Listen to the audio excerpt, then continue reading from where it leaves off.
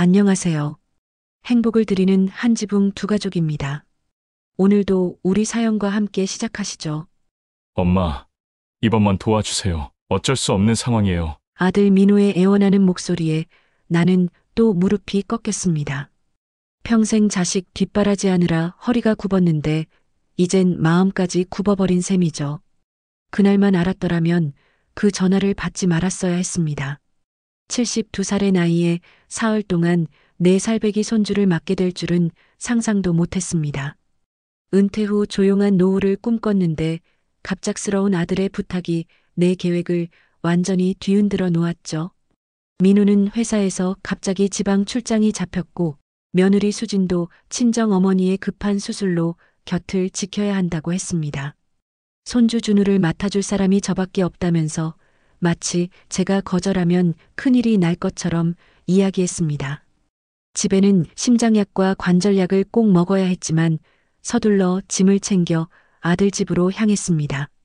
아파트 현관에 도착하자 민호와 수지는 여행 가방을 챙기느라 분주했습니다. 작은 여행 가방이라기엔 너무 커 보였지만 저는 별 의심 없이 손주 준우를 품에 안았습니다.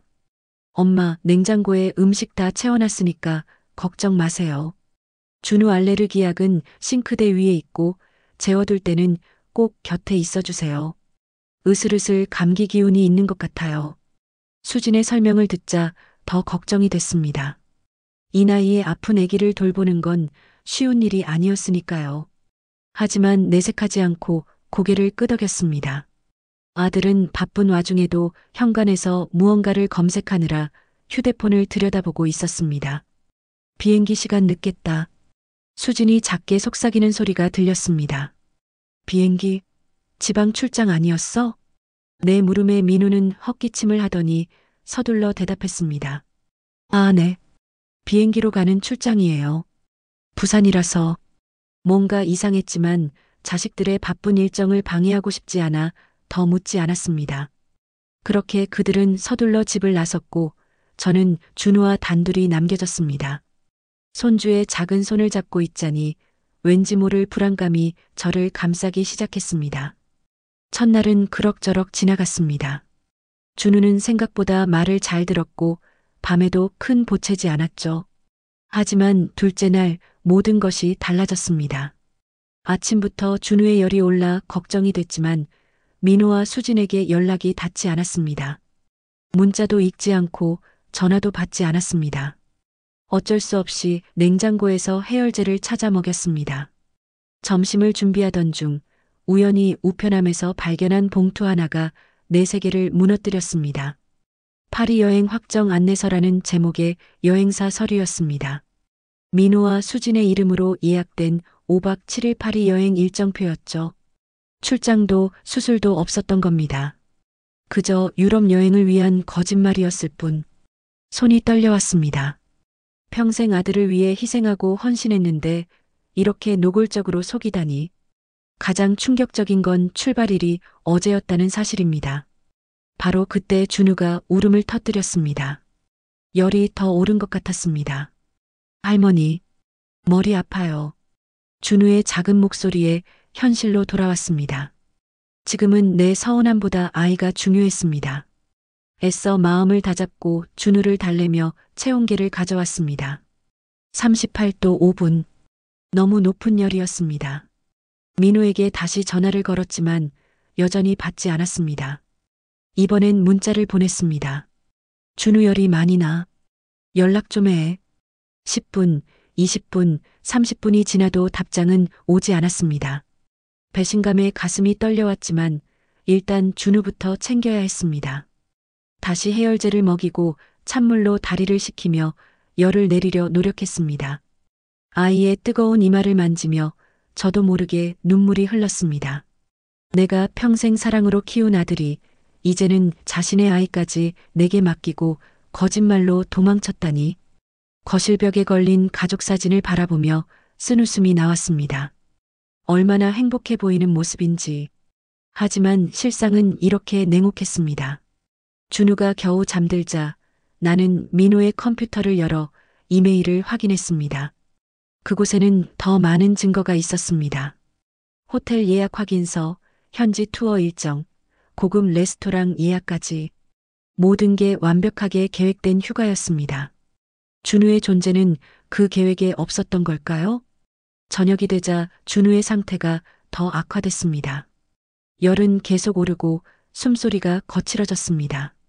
손으로 만져도 화끈거릴 정도로 뜨거웠죠. 이대로는 안 되겠다 싶어 응급실에 가기로 결정했습니다. 핸드백과 준우의 가디건을 챙기고 택시를 불렀습니다. 할머니, 아파요. 준우가 힘없이 울었습니다.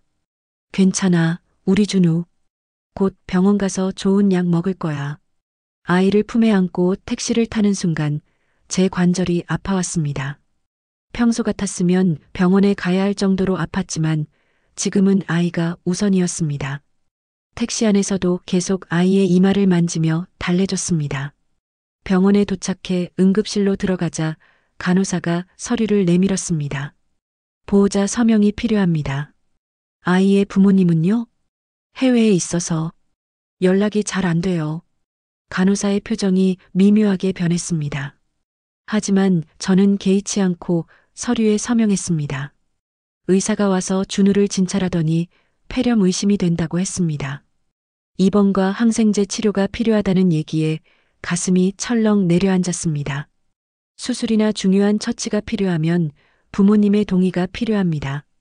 연락이 안 되시면 어려움이 있을 수 있어요. 의사의 말에 눈앞이 캄캄해졌습니다. 준우의 작은 손을 잡고 있자니 분노와 두려움이 교차했습니다. 이런 상황에서도 아들과 며느리는 연락 한 번 제대로 되지 않았습니다. 간호사가 준우를 소아과 병실로 데려가는 동안 저는 병원 복도에 홀로 서 있었습니다. 휴대폰을 다시 꺼내 민호에게 전화를 걸었습니다. 이번에는 메시지가 남겼습니다. 준우 폐렴이래.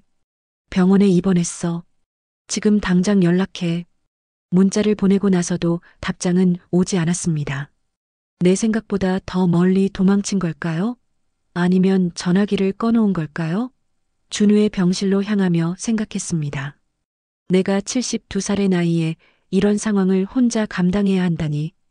병실에 들어서자 준우가 산소 마스크를 쓰고 누워 있었습니다. 그 작은 얼굴에 붙은 마스크를 보니 가슴이 찢어지는 것 같았습니다. 밤새 병원에서 준우 곁을 지켰습니다. 딱딱한 간이 침대에 누워 있으니 온몸이 쑤셨지만 아이를 혼자 두고 갈 수는 없었습니다. 새벽에 준우가 갑자기 열이 더 오르고 숨을 헐떡이기 시작했습니다. 간호사를 불러 상태를 확인했더니 의사를 급히 부르더군요. 폐렴이 악화되었습니다. 중환자실 이송이 필요해요. 그 말에 머리가 하얘졌습니다. 중환자실이라니 그렇게 심각한 상황인가요? 의사는 부모의 동의서가 필요하다고 했지만 여전히 민호와 수진에게는 연락이 닿지 않았습니다. 할머니, 나 무서워. 준우의 작은 목소리가 제 마음을 더욱 아프게 했습니다. 괜찮아, 우리 준우. 할머니가 있잖아. 의사 선생님이 나아지게 해주실 거야. 중환자실로 이동하기 전 저는 마지막으로 민호의 친구에게 연락했습니다. 민호의 친구 재호는 항상 민호와 연락이 잘 되는 사람이었습니다.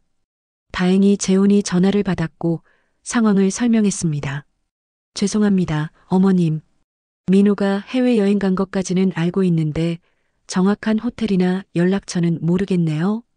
재훈의 말에 더 이상의 희망이 사라졌습니다. 그는 민호가 인스타그램에 사진을 올렸다고 했습니다.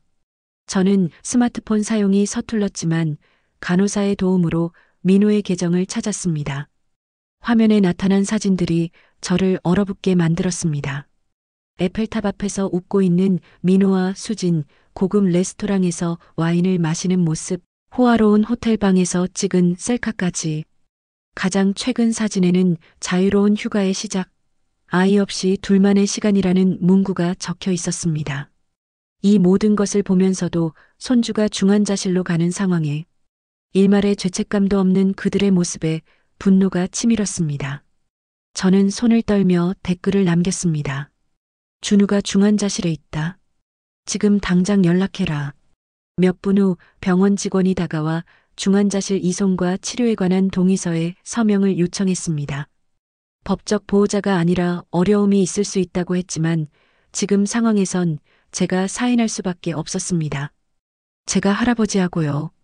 부모님은 지금 오고 있습니다. 작은 거짓말이었지만 준우를 살리기 위해선 어쩔 수 없었습니다. 중환자실에서 이틀이 지났습니다. 준우의 상태는 조금씩 나아지고 있었지만 민호와 수지는 여전히 연락이 없었습니다. 인스타그램에 남긴 댓글도 읽지 않은 채 그들은 계속해서 여행 사진을 올렸습니다. 루브르 박물관, 베르사유 궁전, 세느강 크루즈. 마치 아이가 없는 것처럼 행복한 모습이었습니다. 간호사가 저에게 커피를 건네며 걱정스러운 눈빛으로 물었습니다. 할머니, 괜찮으세요? 이틀 동안 거의 주무시지도 않으셨어요. 괜찮아요. 손주가 나아지는 게 중요하죠. 사실 괜찮지 않았습니다. 심장약을 제때 먹지 못해 가슴이 불편했고 무릎은 쑤시고 머리는 지끈거렸습니다. 하지만 준우를 두고 갈 수는 없었습니다. 의사가 와서 준우의 상태가 호전되고 있다고 말해 주었을 때 저는 안도의 한숨을 내쉬었습니다. 감사합니다, 선생님. 정말 감사합니다. 중환자실 면회 시간에 준우를 보러 갔습니다. 그 작은 몸에 각종 선이 연결되어 있는 모습이 가슴 아팠습니다. 준우가 눈을 뜨고 저를 보았을 때 그 눈빛에서 순수한 믿음을 보았습니다. 할머니, 엄마 아빠는요? 그 질문에 뭐라고 대답해야 할지 몰랐습니다. 거짓말을 하고 싶지 않았지만 진실은 너무 잔인했습니다. 엄마 아빠가 곧 올 거야. 준우는 얌전히 치료받고 있으면 돼.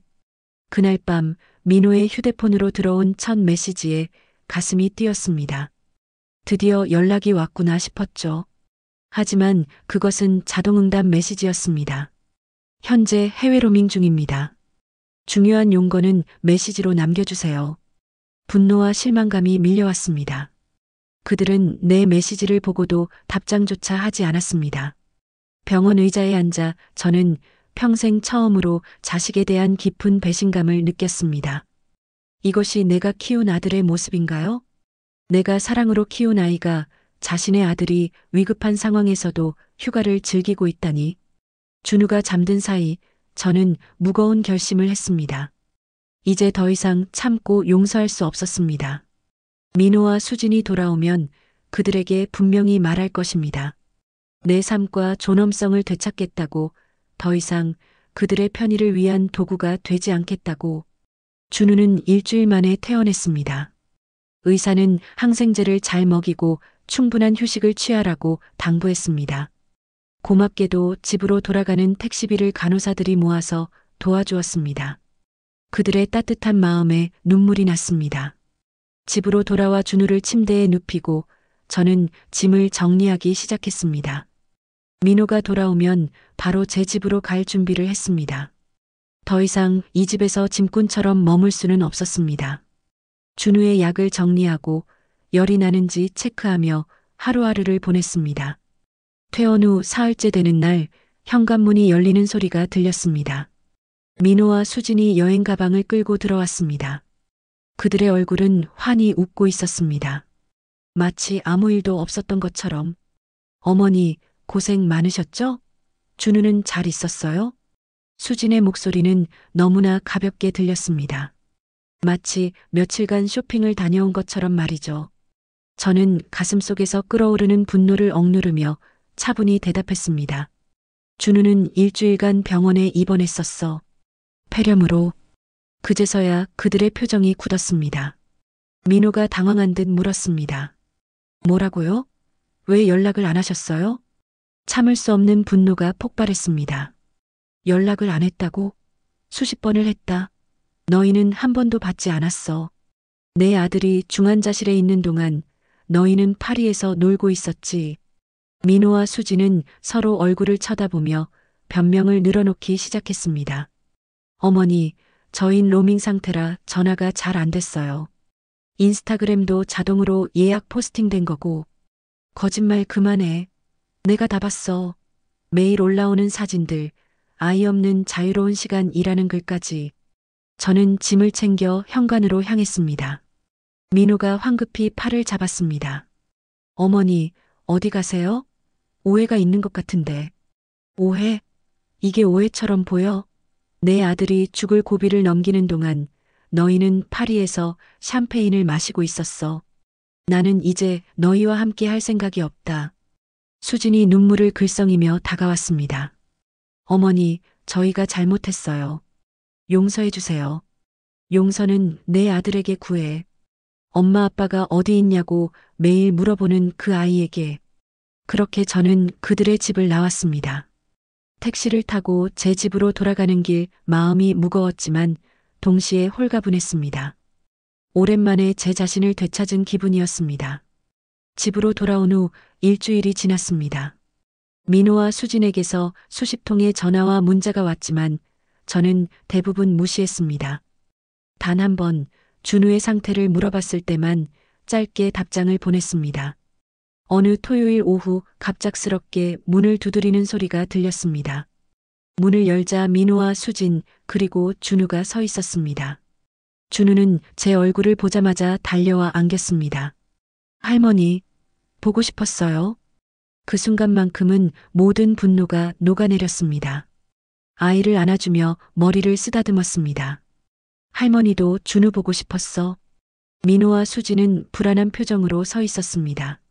저는 준우에게 과자를 주며 거실에서 텔레비전을 보게 했습니다. 그리고 부엌으로 그들을 불렀습니다. 어머니, 저희가 정말 잘못했습니다. 용서해 주세요. 민호의 목소리는 떨리고 있었습니다. 수지는 이미 눈물을 흘리고 있었지만 제 마음은 쉽게 풀리지 않았습니다. 내가 평생 너희를 위해 희생했어. 내 청춘도, 내 시간도, 내 인생도 모두 너희에게 바쳤어. 그런데 너희는 날 가정부로만 여겼지. 아이 봐주는 도우미로.